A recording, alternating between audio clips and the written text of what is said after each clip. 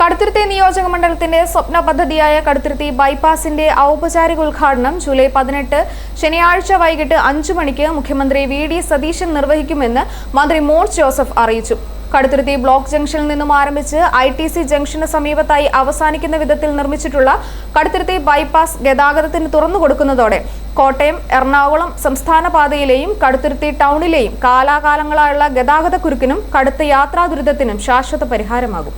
പൊതുമരാമത്ത് വകുപ്പ് റോഡ്സ് വിഭാഗം 35 കോടി രൂപ വിനിയോഗിച്ചാണ് കടുത്തുരുത്തി ടൗൺ ബൈപ്പാസ് റോഡ് യാഥാർത്ഥ്യമാക്കിയിട്ടുള്ളത്. 1.5 കിലോമീറ്റർ ദൂരത്തിലാണ് ബൈപ്പാസ് റോഡ് നിർമ്മിച്ചിരിക്കുന്നത്.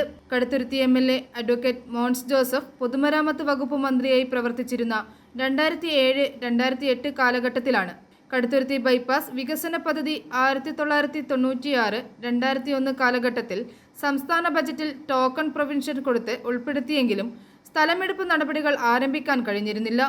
2013 കാലഘട്ടത്തിലാണ് സ്ഥലമെടുപ്പ് നടപടികൾ പൂർത്തീകരിച്ച് കടുത്തുരുത്തി ബൈപ്പാസിന്റെ നിർമ്മാണ പ്രവർത്തനങ്ങൾക്ക് തുടക്കം കുറിക്കുന്നത്.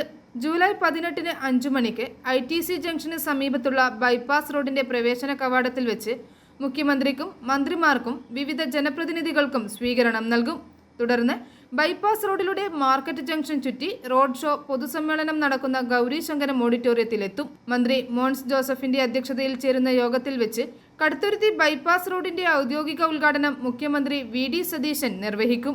പൊതുമരാമത്ത് വകുപ്പ് മന്ത്രി P.K. ബഷീർ സമ്മേളനം ഉദ്ഘാടനം ചെയ്യും. Advocate K. Francis George MP മുഖ്യപ്രഭാഷണം നിർവഹിക്കും. ജില്ലാ കളക്ടർ ചേതൻ കുമാർ മീണ സ്വാഗതവും പൊതുമരാമത്ത് വകുപ്പ് റോഡ്സ് വിഭാഗം ചീഫ് എഞ്ചിനീയർ റിപ്പോർട്ടും അവതരിപ്പിക്കും. വിവിധ ജനപ്രതിനിധികൾ സമ്മേളനത്തിൽ പ്രസംഗിക്കും.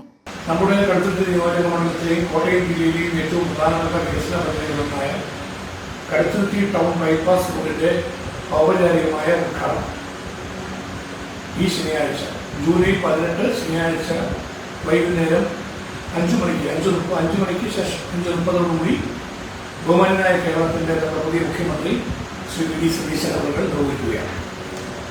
ഈ സന്തോഷ വാർത്ത എല്ലാവരെയും അറിയിക്കുന്നതിന് വേണ്ടിയാണ്, ഇതുമായി ബന്ധപ്പെട്ട കാര്യത്തിലേക്ക് എല്ലാവരെയും ക്ഷണിക്കുന്നതിന് വേണ്ടിയാണ്. i4 news, Ettumanoor.